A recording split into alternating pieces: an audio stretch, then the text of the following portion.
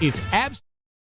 Hello, everyone, and welcome back yet again to the GSMC Fantasy Sports Podcast, brought to you, as always, by the GSMC Sports Network. I hope you guys are enjoying this show because we are about to transition back to the Euros and to my fantasy stars of the weekend in terms of the quarterfinals that happened. And we have a lot of them who truly have risen to the occasion for their respective teams. So without further ado, let us jump right into that. So the quarterfinals truly was a special time in the world of the Euros, as many different stars, whether young or old, truly stepped up to the plate. But I just wanted to highlight a couple of them who, in my mind, either have been underappreciated in this tournament or are proving to be very vital assets to their team's respective runs to this point. And so, let's jump right into it. Let's start off with a player who might just be the player of the tournament when all is said and done, and people just don't talk about him enough, in Cody Gakpo. We talked about him earlier in terms of the Euro semifinals preview and what he's been for this Netherlands side that truly doesn't really have as strong of an identity as other teams in the tournament, but all of their success could be down to what Cody Gakpo brings to this team. 3 goals, 1 assist, 76.2% pass accuracy, 16 successful dribbles. He's taken 12 attempts on goal. And it just goes to show that you don't necessarily have to be someone who is overall successful, because Cody Gakpo has had his struggles domestically.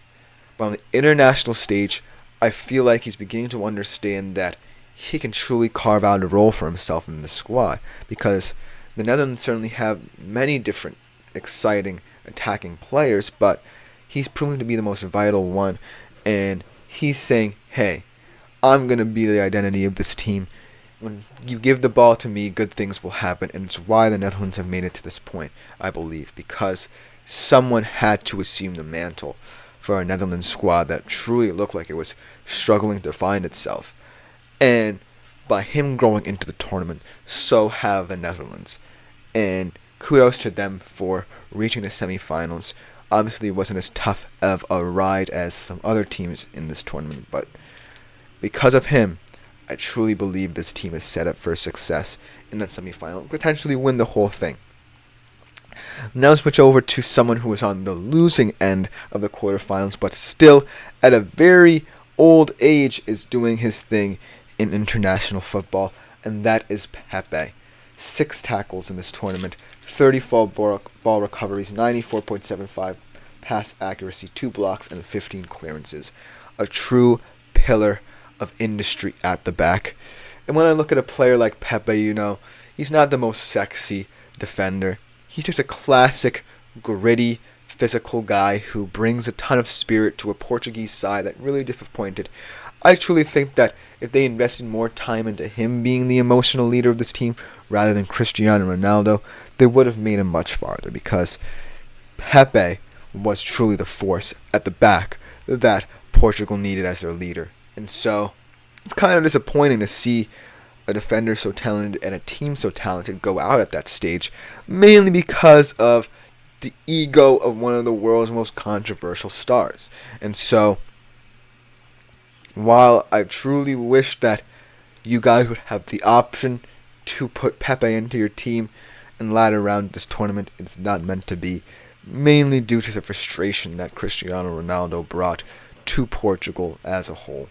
But Pepe, looking at his stats, truly someone who aged well and fits so well into that defensive scheme that should have been enough to get Portugal past France, but ultimately did not, because of that barrier between the team and Cristiano Ronaldo. But that's enough of me harping on that. Kudos to Pepe for doing all he could to get Portugal to that semi-final. But let's move to a more exciting player in a squad that won, and someone who really changed the complexion of that quarterfinal against Germany, in Dani Olmo. When Pedri went down with injury in a very sad fashion, I really thought that Spain might lose the plot, because Pedri was a very vital part of how Spain distributed from the midfield to the attack and how they got their wing play integrated into the game. but Dani Olmo has truly stepped up to the plate, and I truly believe that he's a special talent. He's one of my favorite Spanish players to watch. Watching him in the Bundesliga, he's truly a delight to watch, one of my favorite rival players to watch. As someone who is also a Germany fan, I love when someone can anger me so much but still be such an exciting. He was truly the difference in that game. He scored the goal and got the assist, and I truly could not be more happy for Dani Olmo to get the opportunity to perform on this stage. 2 goals, 14 attempts, 2 assists in this tournament, 82.2% pass accuracy. Just an incredible understanding of what he can mean to this Spanish squad, as their depth truly can be the difference in terms of how far they can get in this tournament. And they truly deserve to be in the semifinals because of the way that everyone has bought into this new style of play that Luis de la Fuente has implemented. Dani Olmo, no matter whether he starts or is on the bench, and is asked to be called upon in certain scenarios, he is a player who truly makes this Spanish side even more dynamic than it already is, because his dribbling prowess, his ability to understand position-wise where he wants to be in the pitch, really opens up a whole new landscape for what this Spanish squad is. It's not just Nico Williams and Lamine Yamal. It's not just Rodri. It's not just, the defense that really has been up to par to this point for the Spanish side. It's about the players that, when it matters most, can truly take over a game and take it by the scruff of the neck and do things that are the difference, are the catalyst as to why they win games in this tournament.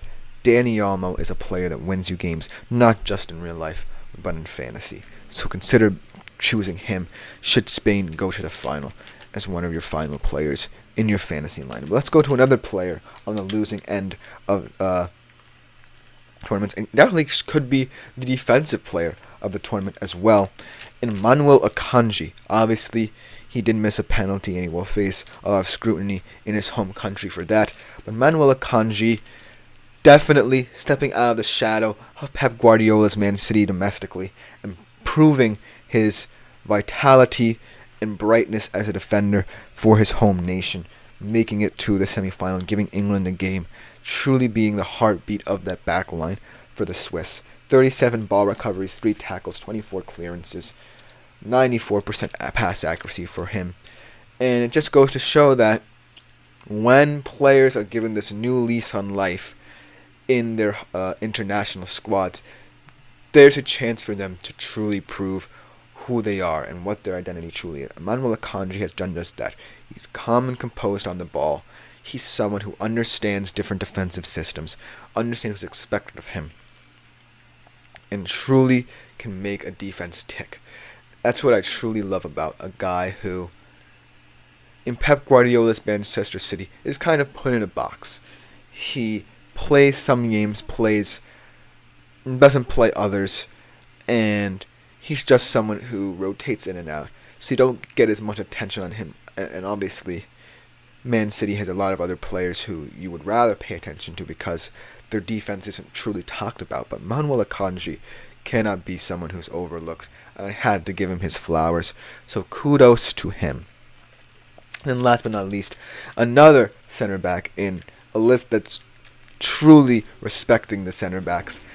And William Saliba. I really like William Saliba. He's a rock at the back, taking his domestic club form to the Euros with him. And truly, in his first ever Euros, becoming someone who France might want to entrust with the center back position for many years to come. And in an unexpected way, in a French side that certainly seemed like it would be attacking more often than not, William Saliba has become their best player. 4 tackles, 29 ball recoveries, 96.4% pass accuracy, and look. You can say all you want about France being disappointing in front of goal, but when you look at this defense, it's truly terrifying to see. William Saliba, Dayot Upamecano are a center-back pairing that really has proved that they can grow into a tournament, and the focus that Deschamps puts on their solidity could allow for some pressure to seep in, but they haven't had anything of the sort happen to them in that regard. And in a tie in the semifinals where they're going up against a Spanish side that's going to emphasize getting their wings going, I think it's especially important that William Saliba and Deo Mercado be the leaders of that back line. I think that William Saliba is going to be an intriguing option to roster in terms of your semifinal Euros fantasy squad, and should they make it to the final, he's definitely the first choice center back there. And looking at this list of players, you can definitely tell that the attacking excitement has been lacking. That's something I did want to point out. It has been a very defensive-minded tournament. All these defensive players have proven to be very solid. Maybe it's the congested schedule where some of those attackers are running on tired legs, or they just don't fit into their teams, as we see with some others. But overall, I'm glad to see that there are some attacking players in the quarterfinals and some defensive players to make a very well-rounded list. So I hope you guys enjoyed it. But that will just about do it for this segment. Coming up next, we transition to the NFL in terms of continuing my player profiles with two QBs who look very different in terms of their career paths. We'll be right back to discuss the first one on the GSMC Fantasy Sports Podcast.